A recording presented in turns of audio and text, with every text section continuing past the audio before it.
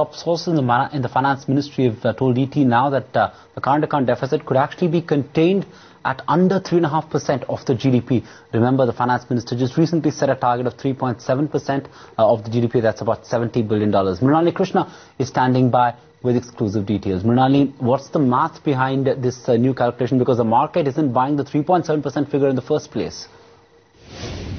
The ballooning current account deficit was a problem that was facing the Indian economy. However, what we are picking up from top sources is that the current account deficit could be close to about 3.4 to 3.5% of the GDP by the end of this fiscal, as against the target of 3.7%. Remember, that would mean that the current account deficit could end at about $64 to $66 billion against the target of $70 billion. Now, top sources at Finance Ministry tell us that this compression is likely because of encouraging FDI flows. We've seen the FDI flows jump up in the first quarter. They're expecting this trend to continue. Also, the fact that they had liberalized ECB norms and they had expected additional inflows of about $2 billion, but corporates have come out and committed to more than that. So that is something that is going to compress the current account deficit further. There's also been a shift in import demand for oil that is going to probably have a benefit for the current account deficit as well. And apart from that, we've seen non-government move on essential import compression